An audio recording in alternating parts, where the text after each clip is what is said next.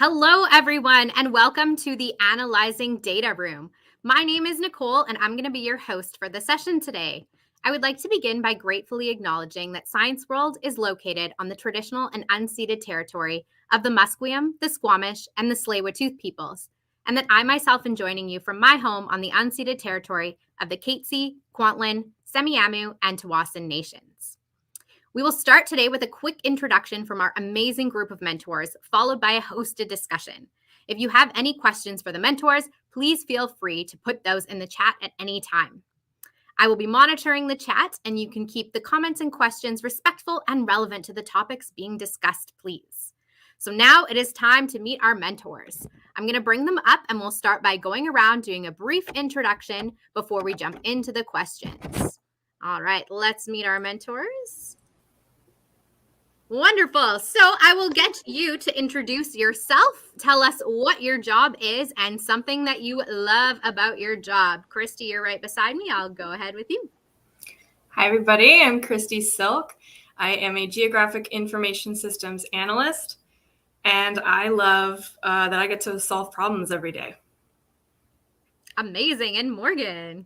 Hi, everybody. I'm Morgan Auger. I'm a technology manager at Best Buy Canada, and I'm responsible for the integration platforms and for integrations. And what I love about my job is that I get to see the big picture and get to own the solutions, and then have people who I can count on to help me do the detailed work, even if I don't completely know what they're doing at the time. Wonderful. Thank you both so much for joining us today. So if anybody has any questions for our mentors at any time, please go ahead and throw those in the comments and we can get those questions to them. I'm going to start things off with just a nice basic. How did you get started in this career? What path did you go down to get where you are today? Do either of you want to volunteer to go first? I can start. Okay. Start with that. I fell into this career by accident, but maybe it wasn't such an accident. You know what? I've been in technology since I was 12 years old, and now I'm in my 50s now. It's been a long, long time. Originally, I had wanted to do work in the life sciences, and I kind of was following this kind of become a doctor or a marine biologist kind of road, and I cut it short in second year university when I decided to go for the what we call the hard sciences, math, physics, and then engineering, and I ended up a mechanical engineer, and that's the road I took. I found that I was really interested. Like a lot of people don't believe me when I say one day I kind of found that math was like poetry, and I got really excited by the really intricate stuff in math and how it explained the universe. Math explained physics, physics explained chemistry, and chemistry explained the life sciences. And then how engineering was the practice, the craftsmanship of throwing all those things together.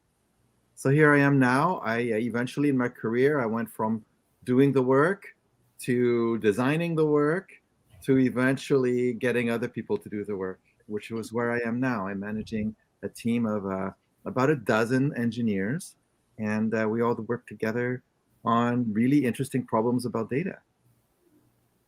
Awesome. Thank you. Christy, what was your path? My goodness. Well, I'm going to be much less well-spoken than that. Well done. When I graduated from high school, I really didn't know what I wanted to do. I did some volunteer work for about a year, then I worked for a while, and then I went to university and I did my undergrad degree in Earth and Environmental Sciences. I did geology in high school, and I always really liked, landscapes and how does the earth function. And always when I had jobs and everything, I got bored really easily. And in my undergrad, I took a course in Geographic Information Systems, and it is applicable to everything. Like, you can tie it back to absolutely anything. You can use it in commercial, real estate, environmental, really anything. And it can help people solve problems. And I loved that it was applicable to everything. So I ended up pursuing that in school, and then that's how I fell into the job that I'm in now. Awesome. Yeah, that's one thing I always like about analyzing data, right? There's data everywhere. There's always something to analyze in no matter what field or topic you're interested in. So I definitely love that aspect of it. Awesome. So let's talk a little bit about skills that are helpful to you in your career. Maybe not academic skills. What other type of skills do you think helped you get to where you are today? I can start on that one. I think that the biggest skill for me that's been helpful is adaptability and flexibility.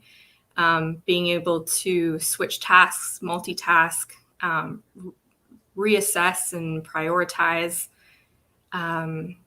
Communication is really important. Being able to take something that's kind of niche and technical and complicated, and explain it to people who don't have the same background as me, who don't need to know anything about math or anything about science to understand what the data is saying. Awesome. Yeah. Well, let's see if I can back up that great explanation. I found that when I was working, at the beginning of my career, when I was working as a coder or as an engineer or a coder, the skill that I most leverage at the time is the back then equivalent of Googling, learning how to pick stuff up that you don't completely know. I think that was something, for the longest time, I thought that I couldn't say that I could do something unless I knew I could do it start to finish. And one of the skills I really had to learn coming out of university, in university, but also later, was that you could do things that you didn't know how you were going to do yet. Because as you're doing it, you pick up step by step what the next bit is. What that took a little bit was the ability to calm down a little bit, instead of kind of freaking out about a giant project, taking it, breaking up a big thing into little steps and getting through the next step, and then figuring out what the next step should be and getting through that. And that turns out to be a major part of professional software-based careers, which is breaking down your big tasks into little ones, figuring out what you have to do. All the brilliant stuff that I did, I think I figured it all out in the shower or in the bath or while sleeping. All the actual thinking got done in my sleep or doing something else. But figuring out how to break it down, I think that was really important. And that's something that I'm really glad someone showed me could be done. Awesome. Thank you. Yeah, that's definitely quite the skill to pick up along the way. Something that maybe might have been looked a lot different maybe when you were studying than how it looks now, right? Now it's, yeah, well, how can I Google it? What can I do with this information I've Googled? For sure. Thank you. Let's talk a little bit about your industries. What is something that maybe surprised you about the industry once you got into it? Something unexpected? Christy? Something unexpected. I didn't really know a whole lot about how GIS, which is the acronym for Geographic Information Systems, works in, like, how it's actually applied outside. In school, it's all very theoretical, and they kind of give you have an assignment and they sort of give you the step-by-step instructions on how to do it, so you don't get a good understanding of like what that looks like in the world in practice. And so something that I was surprised by even more and more as like the company that I work at starts to grow is once people hear about it, how in demand it becomes. That was pretty surprising to me. Awesome. Yeah, thank you. Well, in my industry, so I work in retail, right? I run an engineering team in retail. I knew a little bit. I had worked in banking before, and actually I worked in Switzerland in Swiss banking, which is like really spooky secret stuff. But in retail, I was kind of surprised by just how much STEM work there is, engineering, actually STEAM, I could say, because there's all kinds of arts related things as well. But how much software development has to be done to make these systems run, and how much the winter holiday season, between Black Friday and the Boxing Day sales, how important that is to the bottom line in retail. It's like a giant sports marathon, that time frame. It seems that this, you prepare for it the whole year, And then come Black Friday, you're just like making sure your servers don't fall down, and you're making sure your code doesn't break, and you pray to all the gods that the problem that happens wasn't because of you. Right? But it's amazing, like an outfit like Best Buy, we have I think we have something like 150 developers, right? Wow. We have where people think of us as they think of these big box stores, blue, big yellow tag, but there's a whole software engineering arts team behind there that actually makes this thing stand up and function to deliver all those electronics. And so that really surprised me, just how many engineers there were in the company. And that's just one company, and there's all these other ones that presumably have the same thing happening.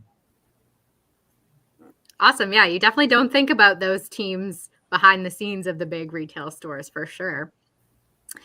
I would love to hear about what a day looks like in your life. And I'm just also going to put out a little reminder, if anybody does have questions, you can put those in the chat, and Christy and Morgan would be more than happy to answer those. In the meantime, yeah, what is your day look like? What's a typical day? I can start with that one. It's Yeah. probably the more boring one. So I'm going to start because I'm in management. And so in reality, managers have a whole lot of meetings. And I start now, brace yourself, 7:30 a.m. meeting with my entire developer and operations team. But it's this early because I have part of my team is in India and part of it is here in Vancouver. And so I have to span all the time zones. And then I have a 9 a.m. meeting with my peers, the managers. And then I have one-on-one meetings usually. Well, in my 12 people, I have one meeting per week with each one of them just to see how they're doing. And that's like the personal attention.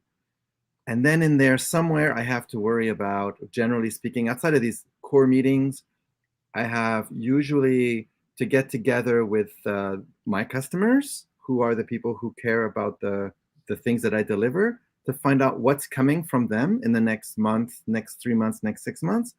I have to make sure that I have my budgeting right because I'm responsible for a budget as well.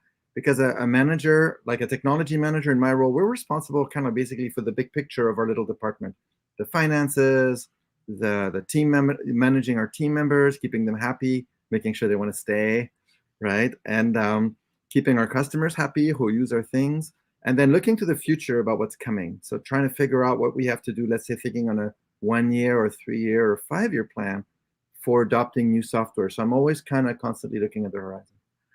And then in there, sometimes, hopefully, I find time to answer emails. There are a whole lot of emails, and we use Microsoft Teams. There's a lot of Teams messages, and we have a deal in my team that the messages have to be answered within 24 hours.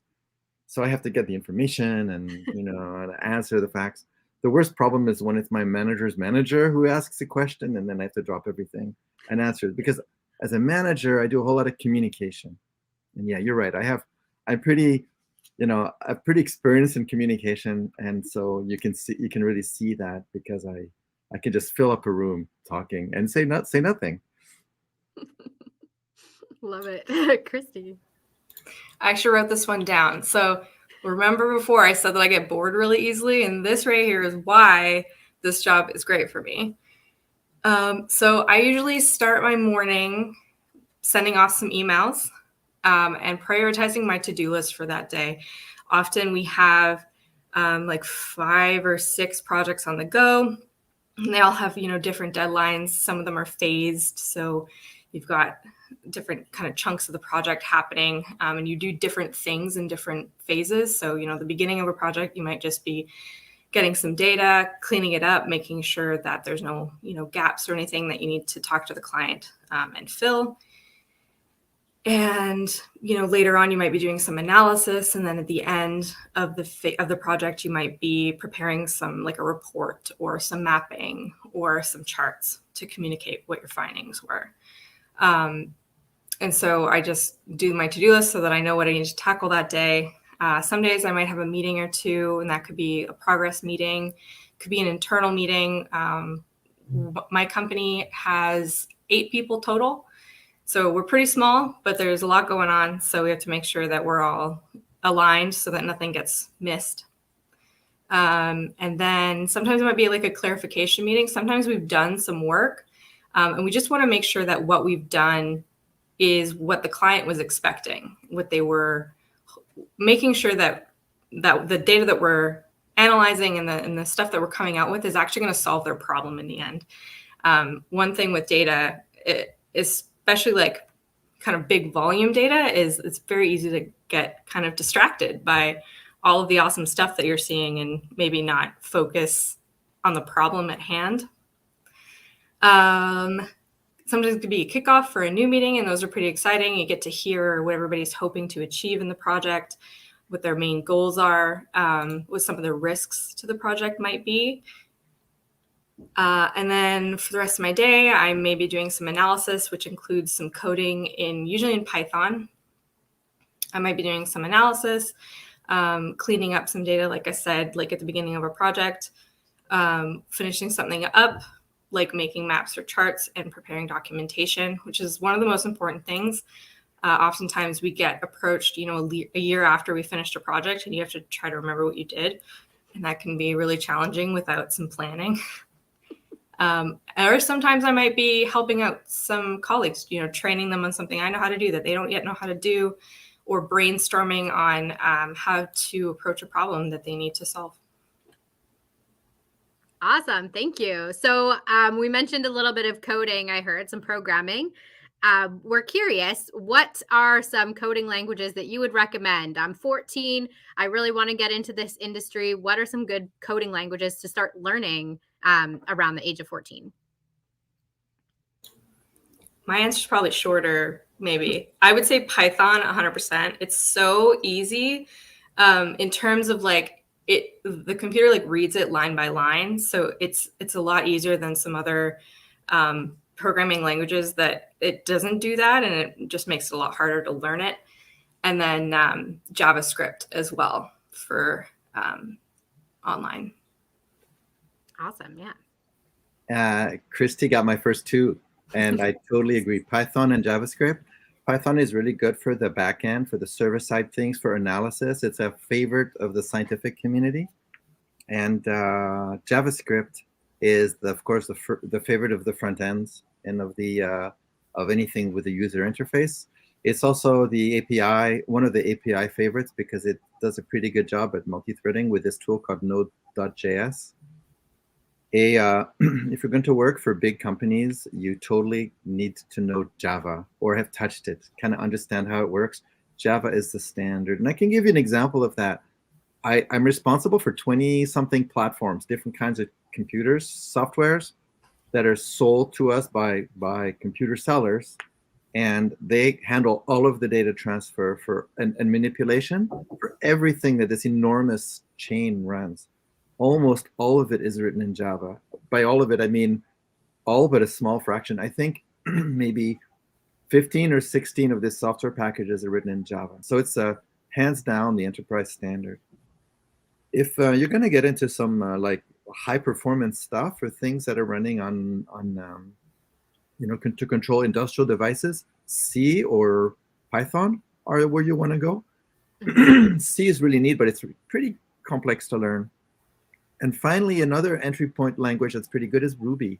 It's an interesting, simple language. I couldn't tell you if it's still popular, but I can tell you one thing, though. A good way to tell what the languages you want to learn is you Google for it.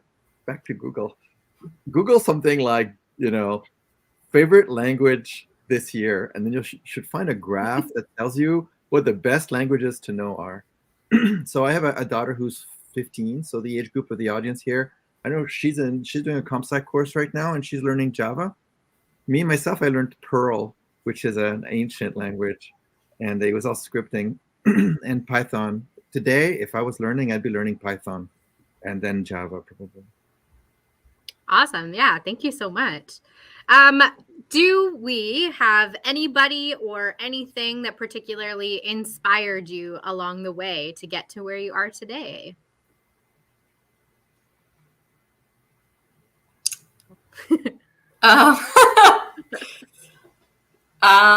Inspired.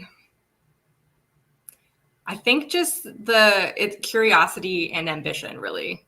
I would say that those were the driving forces for me of getting where I am now. I love that.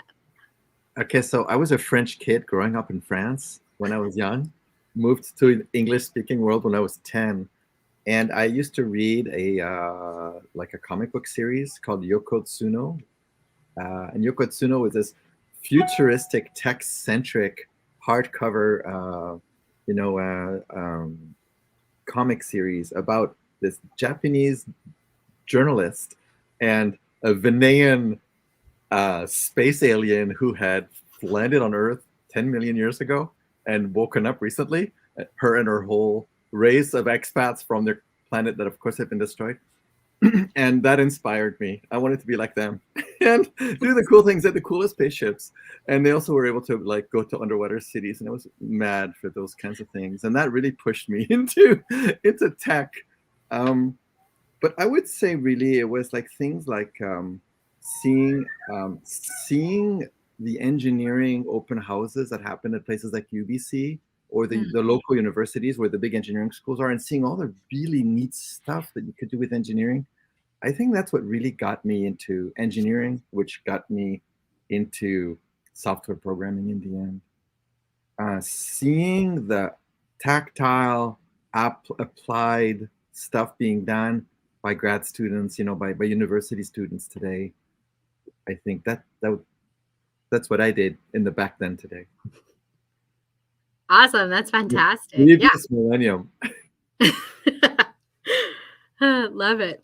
All right. So we have another question here. What would you say? Do you have a favorite project that you've worked on, or an aha moment, or a deliverable, something that you've done in your line of work that just really sticks out in your brain as this was really cool? I have two. Excellent. The first one I did really early on when I started, and an environmental company was looking to build a salmon spawning channel. And so they wanted to understand how much gravel they were going to have to remove from this piece of the riverbed to build the spawning channel. And they had all these like specifications of what salmon like. And I got to just do a 3D model of it and tell them how much gravel they were going to get and take out. And it was very cool. And I got to make some 3D models and do some fun math. And my other favorite is something that I'm actually doing now. And for the school district, the Nanaimo Ladysmith School District, we're helping them with their future planning, looking at, so right now, student projections happen on a population basis. There are companies who look at like birth rates and death rates and immigration and emigration, and they can kind of project what the population might look like in 10 years. And what we do is we come in and kind of use those numbers, but we also look at the land, because people can't come in if they don't have a house to live in. And they can't have a house to live in if there isn't land and planning already in the municipality that they want to move to. So we came in and we built a model basically of where our house is going to be. And so then where will the kids be? And we did their school planning that way. And now I'm helping them with some optimizations to say, these schools are going to be way over capacity in 30 years. What can we do now to stop that from happening, to prevent that from happening? Oh, that's awesome. Cool. All right. Okay. What are your favorites? I have 3 written down. So the first one, I think that was my first real introduction to software. And we had this problem. I worked for a company that had submarines, little ROVs, robot subs, and they would go in the bottom of the ocean, and they were looking for the black boxes from airplanes that had crashed. It was like a kind of specialized problem. And I wanted to show that picture on a GIS image on a screen.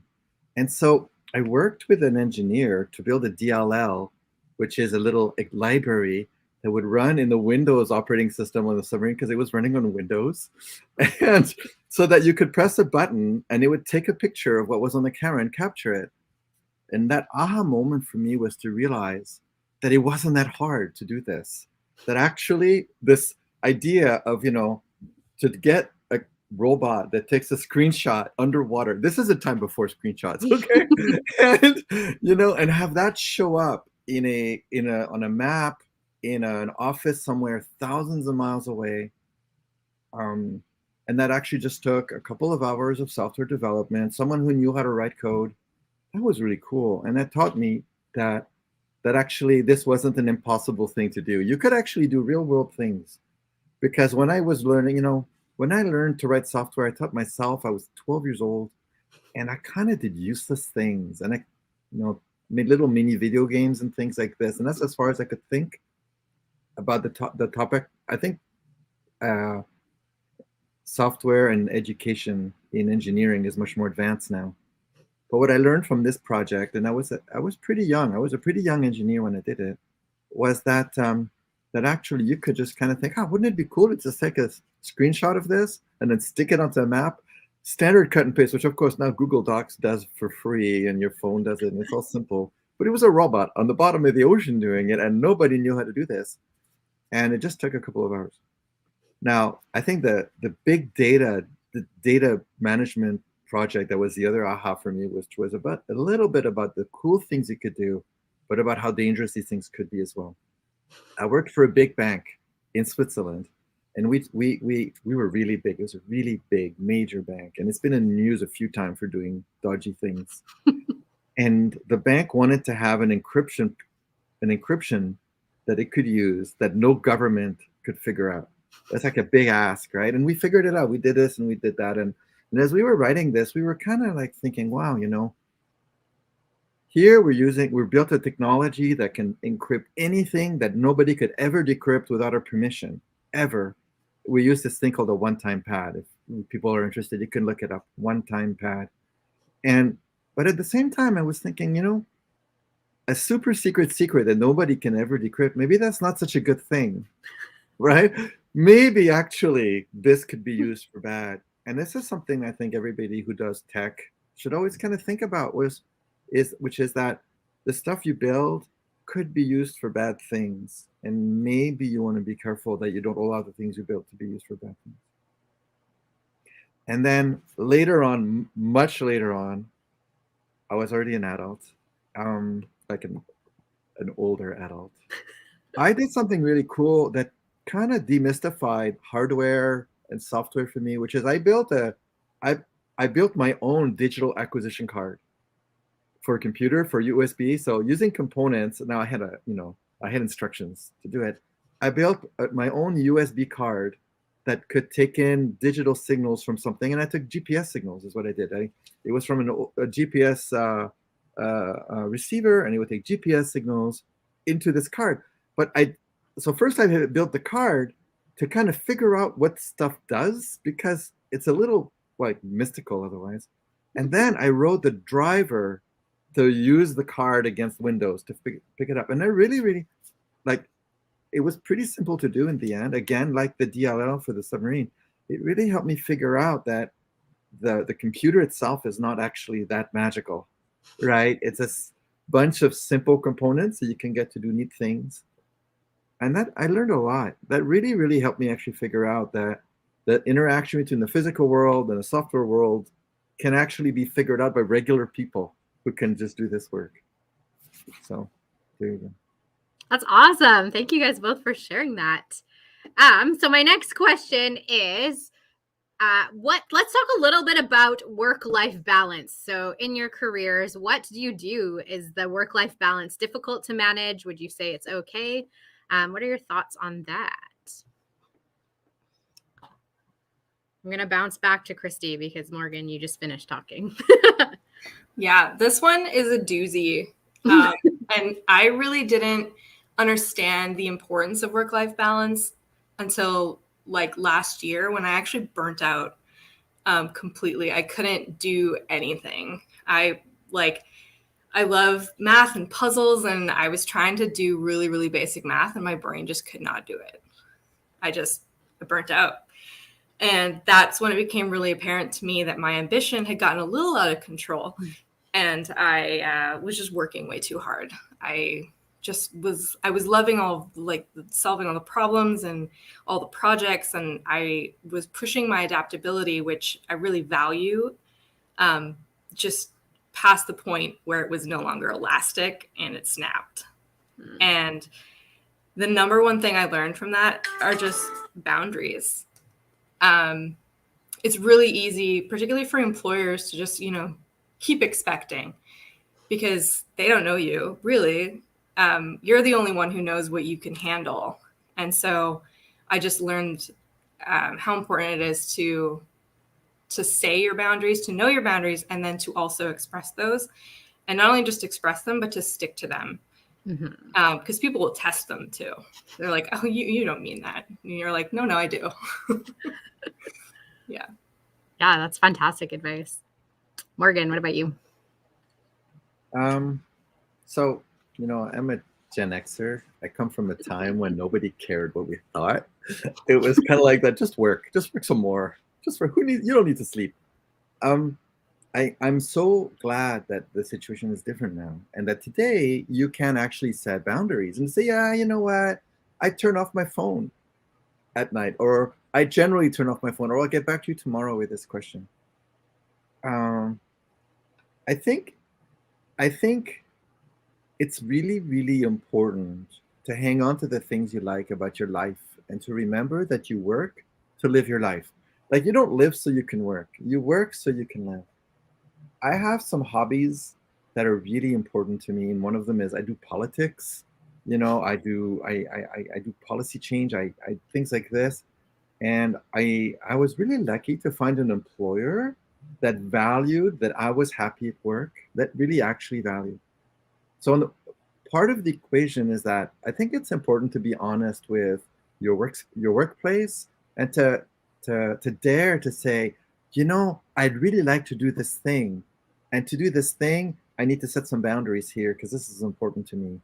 I'm not available on weekends, or I'm not available on Saturdays, or I have to get my kids from school, right? My kids are teens now, but not so long ago, things like this. Like, I really do not want my work life to interfere with my human life past a certain box. And then also I find, kind of under promise and over deliver always, right? Don't make big promises that then you have to scramble to catch up with. Instead, make reasonable promises and make sure that you can deliver on them. That way you don't find stressed to put that extra effort because you promised too much. Because what I found that my employers and my customers, because often I've been self-employed, they prefer to know what your limits are rather than to be disappointed when you don't live up to your promises. So it's important to make reasonable promises when you're making them. And I think that's the key for work-life balance that I found. But you absolutely have to hang on to the things that you care about, because otherwise it's like no fun. You have to have fun in life. Definitely. Yeah, that's really, really great advice. Thank you. So let's kind of change views a little bit, change topics slightly. I would like to hear, I don't think we've really talked about your education path to get to the point of where you're at now. So let's talk about the education that got us where we are.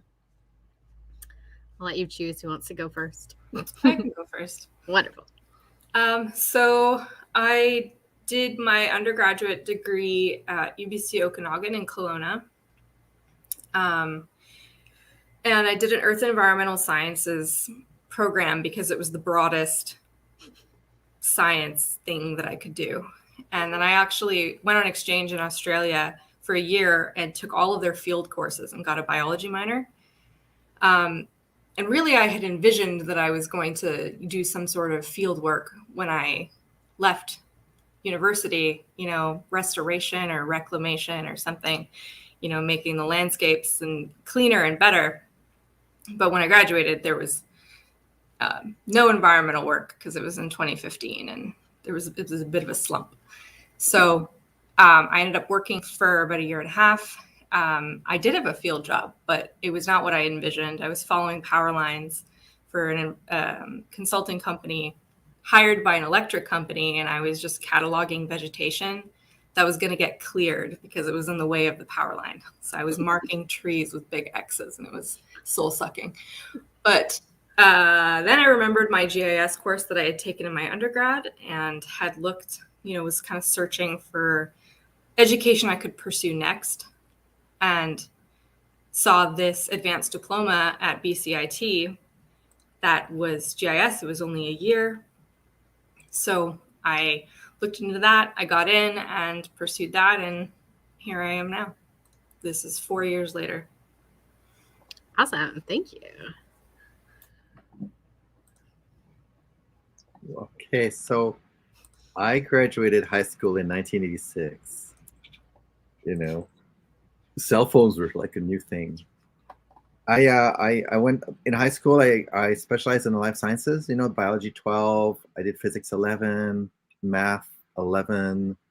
I did earth sciences, and then I went into university and I followed that. I did first year biology, which is all chemistry, biology, English, physics, math, pretty much.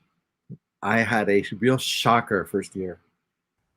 It's the first time I got a 0 on an assignment in my life, and it's the first time I got below 20% on an exam.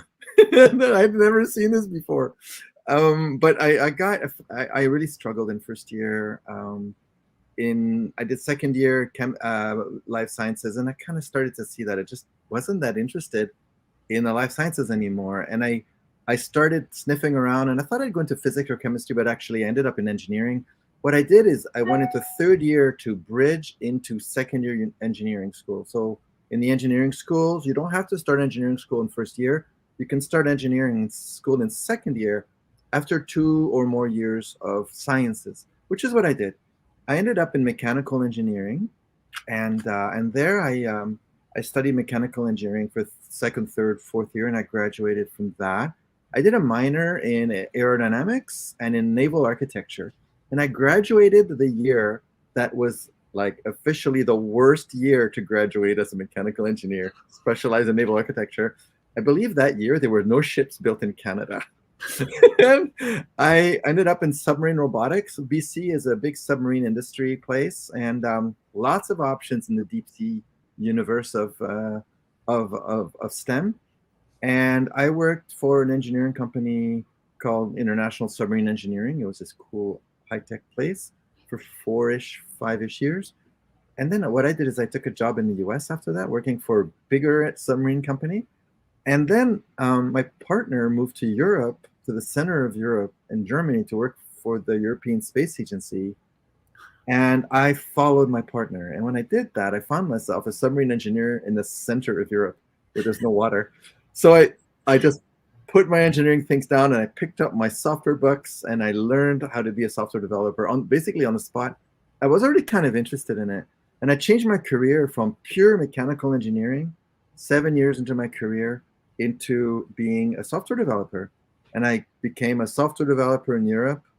And that's where I got started. And I've been a developer my whole career since then. And I ended up a freelancer, running my own little business and working here and there for a couple of years at a time. I moved back to Canada in 1999. No, sorry, 2008. Sorry, I left in 99. 2008, and I came back here to work as an integration engineer, and eventually I became a manager at Best Buy, doing managing integration engineers and developers. This is where I am now. Awesome. That is an exciting sounding path that you've taken to get here. Wonderful. So we are just about out of time. So I do just want to take a quick moment and thank everybody for joining us today. And a big thank you to our 2 mentors here for sharing your time and your experience with us. In our final minute, I'm wondering if you maybe want to just share a quick last thought about maybe something you're excited about in your industry that could happen in the next 5 years or so before we sign off.